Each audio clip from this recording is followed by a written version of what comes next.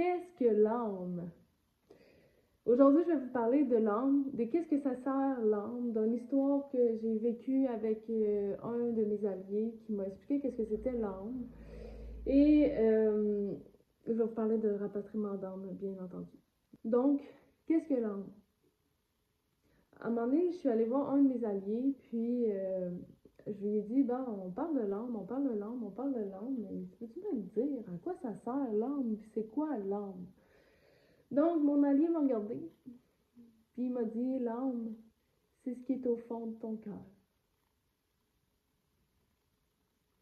Je dis, ok, mais encore, c'est quoi l'âme? Fait il m'a répondu de manière très concrète. J'ai envie de vous lire. Qu'est-ce que mon allié m'a dit à ce moment-là? Voilà. L'âme, c'est la source de notre être. C'est ce que nous sommes réellement lorsque nous sommes dénués de toutes nos souffrances, nos blessures et nos fausses croyances. Notre âme est notre esprit pur dans sa globalité. Elle est en lien avec tout ce qui existe dans l'univers. Elle supporte nos dons, nos intuitions et notre amour envers tout. Elle est notre énergie vitale. Elle est ce qui nous permet de matérialiser nos rêves les plus profonds. Elle est ce qui nous permet de vivre paisiblement et sereinement. Notre âme vide de créativité et d'union. Sans ego, elle nous permet complètement d'être nous-mêmes, sans interférence. Quand cet esprit-là m'a expliqué tout ça, j'ai eu une vision. Je voyais entre autres un moine assis en indien, avec son âme qui était complète.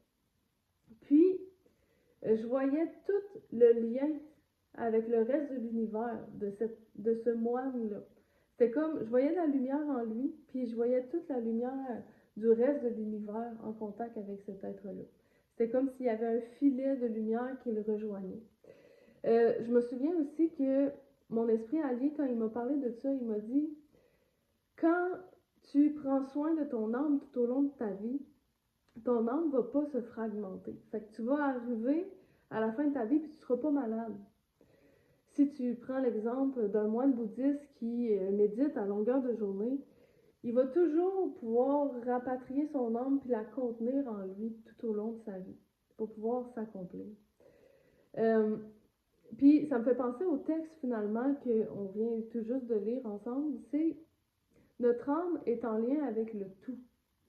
Notre âme, elle va être en lien avec tout ce qui existe dans l'univers. Fait elle va être en lien avec l'univers en soi, avec les esprits bienveillants qui existent dans l'univers, avec nos ancêtres qui sont dans l'au-delà, puis qui se reposent. Et notre âme va être en lien aussi au niveau terrestre à tous les esprits qui existent dans la nature. Mon arbre ici, la différence, elle porte un esprit. Puis, je peux être en lien avec elle. Je peux recevoir des messages de cet esprit-là. Mon âme va être en lien avec l'esprit gardien du territoire sur lequel je vis. Mon âme va être en lien avec l'esprit de la maison dans laquelle que je vis. Mon âme va être en lien avec les rivières. Mon âme va être en lien avec les fées, les nains, tous les êtres qui existent dans la nature finalement. T'sais. Mon âme, elle porte cette union-là de pas juste avec les êtres humains, pas juste avec l'amour inconditionnel qui existe avec les êtres humains. Mon âme, elle porte la médecine d'être en lien avec tout l'écosystème du monde, avec tous les animaux du monde. Donc, on peut imaginer que plus qu'on se rapatrie, plus qu'on va développer notre sensibilité au reste du monde, puis plus qu'on va se rapatrier, plus qu'on va se rapatrier nous-mêmes, plus que l'univers puis l'humanité va devenir harmonieuse avec le reste de tout le vivant. Parce que quand on le ressent, ce vivant-là, quand on ressent la médecine, admettons, de l'océan, quand on ressent l'équilibre qui existe dans la nature, quand on le ressent puis on le vit parce qu'on est en contact avec notre âme, on n'a plus envie de tout détruire. On n'a plus envie d'arriver à un endroit puis faire une coupe à blanc. On n'a plus envie d'arriver dans, par exemple, l'océan puis tout raser le fond de l'océan. T'sais. On a envie de prendre ce qu'on a besoin puis de pouvoir laisser ce qu'on n'a pas besoin. T'sais, on a envie de créer en harmonie avec le reste du monde. Dans le texte, il y a aussi notre âme porte nos dons. On a tous des dons. On porte tous et chacun un don quelconque. Le mien, ça va être celui de la vision, ce qui est parfait. Mais il y a des gens qui vont avoir d'autres dons. Il y a des gens qui vont avoir le don de la construction. Il y a des gens qui vont avoir le don d'être capable de rendre tout beau autour d'eux. Il y a des gens qui vont avoir le don de la clairvoyance. Il y a des gens qui vont avoir le don de faire des choses avec leurs mains. Hein? De pouvoir créer des toiles. Il y a des gens qui vont avoir le don d'organiser des trucs là, pour que tout fonctionne à merveille dans la fluidité. Puis, comment qu'on peut... On est dans un monde où est-ce que c'est pas tous les dons qui sont les bienvenus, qui sont les bien vus. C'est pas tous les dons qui vont avoir la même reconnaissance au niveau du monde, tu sais. Fait qu'il va y avoir une partie de la société qui va être bien dans comment la société fonctionne, qui va être bien avec qu'est-ce qu'ils ont à faire comme travail, puis il va y avoir un autre bout du monde qui vont devoir s'oublier pour être capable d'accomplir ce qu'ils ont à accomplir dans leur vie quotidienne avec leur travail, parce que c'est pas tout à fait juste avec le besoin de leur âme, tu sais. Fait que plus qu'on va rapatrier notre âme, plus qu'on va être en contact avec notre âme, plus qu'on va être dans notre alignement intérieur pour pouvoir vraiment offrir ce que notre âme est venue faire sur la terre. Pour pouvoir vraiment être dans notre don divin qu'on s'est fait offrir avant d'arriver ici, puis tout le monde en a un. Tout le monde en a un. Pas juste l'argent, il existe, tu sais.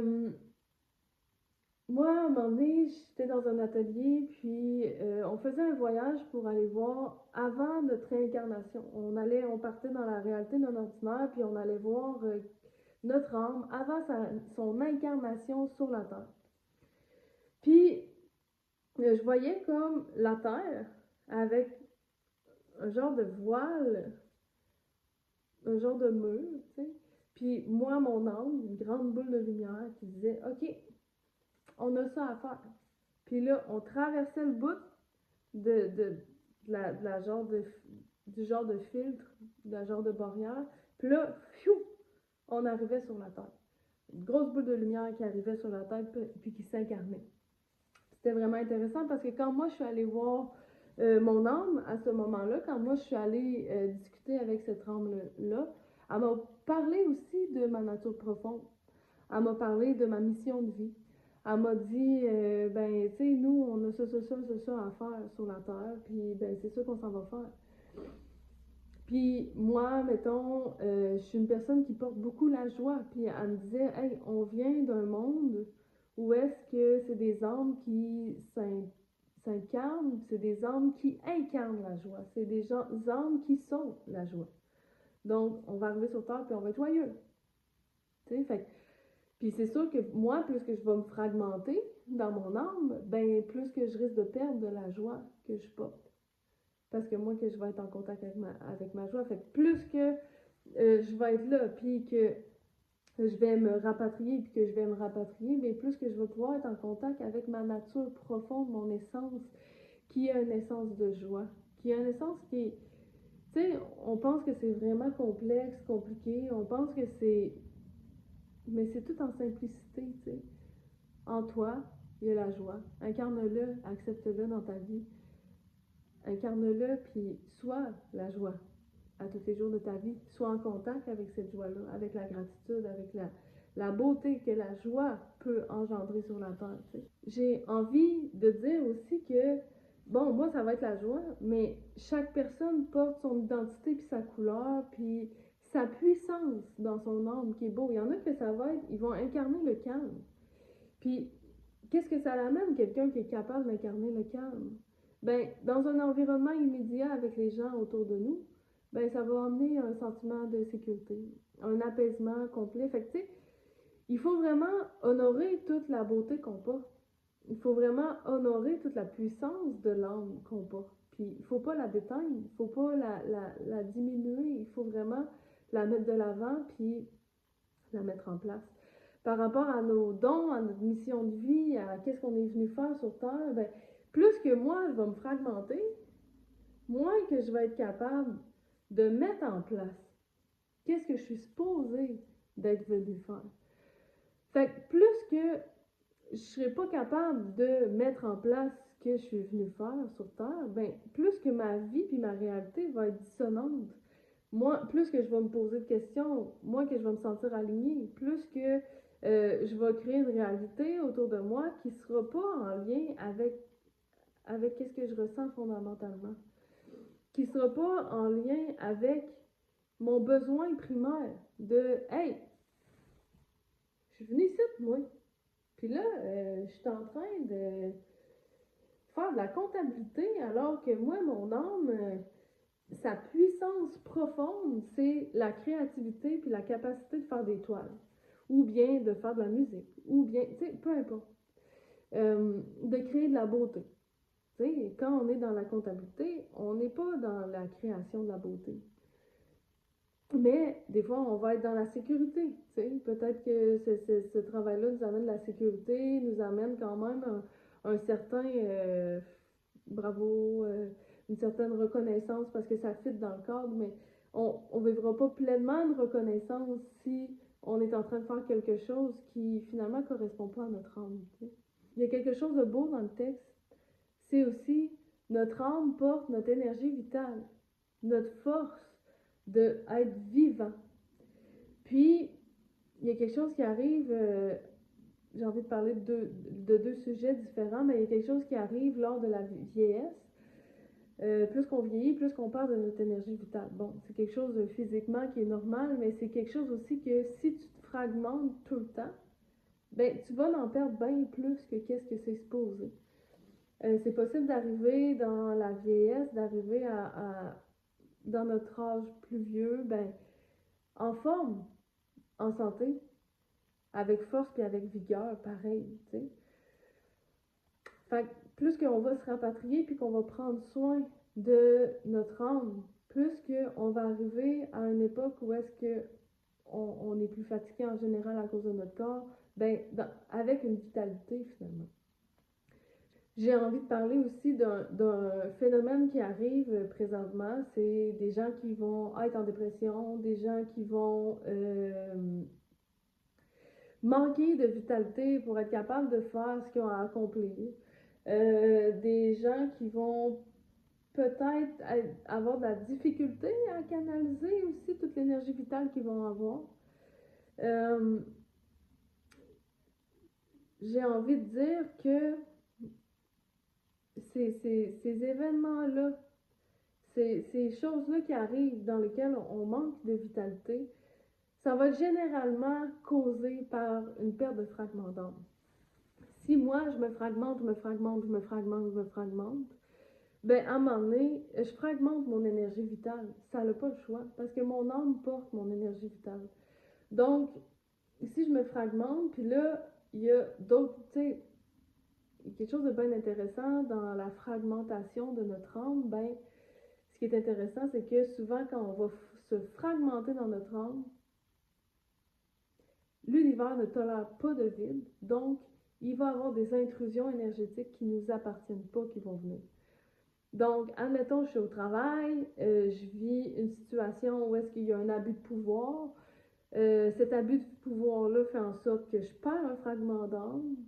Ben, ça se peut qu'il y ait des fausses croyances qui arrivent. Ça se peut qu'il y ait des entités qui se collent à nous qui arrivent. Ça se peut qu'il y ait une énergie intrusive qui arrive pour prendre du pouvoir sur nous. T'sais. Donc, puis ça, ben, ça peut engendrer, au niveau spirituel, ça peut engendrer des problèmes au niveau de notre vitalité. Donc, rapatrier son âme va vraiment permettre de pouvoir, au fil du temps, rapatrier son énergie vitale puis notre contenant qui nous permet de vivre notre vie convenablement. Notre âme porte aussi quelque chose de bien intéressant qu'on n'écoute pas toujours, qu'on n'a pas envie de respecter toujours à cause de des choses qui nous sont envoyées par la société actuelle, qui nous parle beaucoup de performance, de produire, de productivité, d'avancement, de ci, de ça.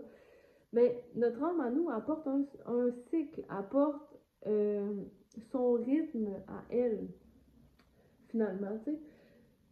Peut-être qu'on a un âme qui porte un rythme naturel qui nous permet de faire du 100 heures semaine, puis il n'y a pas de problème. C'est ça que notre âme est capable de faire. Puis, il y a d'autres personnes que leur âme va être capable de soutenir un travail qui est peut-être un 6 heures par jour. Peut-être que c'est un 9 heures par jour. Puis, comment on fait pour écouter le rythme de son âme? Ben, il faut être en connexion avec cette âme-là. Faut qu'on accepte puis qu'on comprenne, ben, moi, mon âme, euh, elle a besoin de liberté d'air, elle a besoin de créer, elle a besoin de respirer, de se poser. Parce que moi, dans ma mission de vie, je suis une personne qui va, par exemple, avoir comme mission de vie de partager la vérité. Ben, pour partager la vérité, l'âme, elle a pas le choix de, par exemple, s'asseoir puis regarder qu'est-ce qui est la vérité dans certaines situations puis qu'est-ce qui ne l'est pas. Puis ça, ben, c'est comme, plus qu'on rapatrie notre âme, plus qu'on est en contact avec notre âme, plus qu'on la respecte, notre âme, plus qu'on va comprendre que c'est pas pour rien que moi, ça me tente pas de faire 100 heures semaine. Puis c'est correct parce que moi, je vais respecter ma mission de vie, tu sais, puis c'est une mission divine. Euh, Fait en rapatriant notre âme, il y a quelque chose de très intéressant. On va aussi pouvoir se mettre à écouter plus le rythme de ce qu'on a besoin.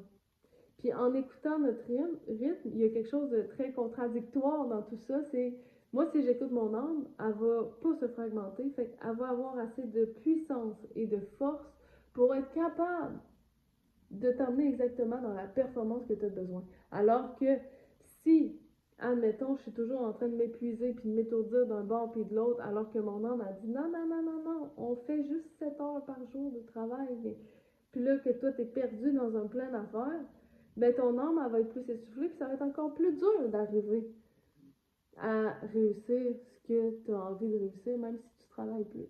Je pense que c'est une des choses les plus belles que l'âme porte. C'est, dans le texte, on le disait, l'âme est ce qui nous permet de vivre paisiblement et sereinement. La recherche d'une vie, c'est la quête d'une vie. Plus qu'on va être en contact avec notre cœur, avec notre âme, avec nos émotions, plus qu'on va être en contact avec notre âme, plus qu'on va être en contact avec le reste de l'univers. Parce que notre âme, comme je le disais tantôt, elle est en contact avec tout. Fait que plus que le sentiment de sécurité va arriver en nous, plus que l'abondance va arriver en nous, parce que l'univers, c'est l'abondance, plus que nos relations vont être fluides, harmonieuses, puis moins que notre hamster dans notre tête, moins que notre ego va virer dans tous les sens, parce que notre âme va avoir pris assez de place pour que la tête se calme. Il y a vraiment quelque chose de magnifique quand on est en contact avec notre âme, parce que finalement, on va être en contact avec la paix et l'amour inconditionnel qui existe dans l'univers, qu'on parle tant, qu'on parle partout, qu'on parle dans le bouddhisme, qu'on parle dans le christianisme, qu'on parle dans tous les coins, les raccoins du monde, la paix, l'harmonie, la sérénité. Sans ego, notre âme nous permet d'être complètement nous sans interférence. Plus qu'on va être plus qu'on va honorer notre âme, plus qu'on va accepter les couleurs qu'on porte.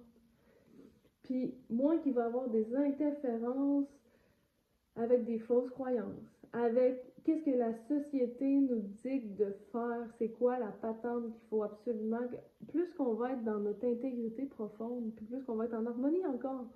Fait, c'est vraiment beau d'être en contact avec notre âme. Je le souhaite à tous, puis je sais que mes esprits alliés, je sais que les esprits bienveillants dans l'univers, je sais que l'univers souhaite profondément que l'humain redevienne en contact avec son âme, que les humains retouchent au contact de l'âme. Mes alliés, j'ai envie de nommer que mes alliés puis les esprits avec qui je parle me disent régulièrement, ça urge. L'humain a besoin de retrouver le contact avec son âme. L'humain a besoin de retrouver le contact avec le grand tout. L'humain a besoin de retrouver le contact avec la plante, avec son environnement immédiat, puis avec l'amour inconditionnel. Donc, je le souhaite à tous. Prenez soin de votre âme, prenez soin de votre vérité profonde, prenez soin de votre chemin. Puis je vous embrasse tout le monde. Suivez-moi sur ma chaîne si vous avez envie, si vous avez aimé ce que j'ai dit. Puis vous pouvez me suivre aussi sur Instagram. Au plaisir.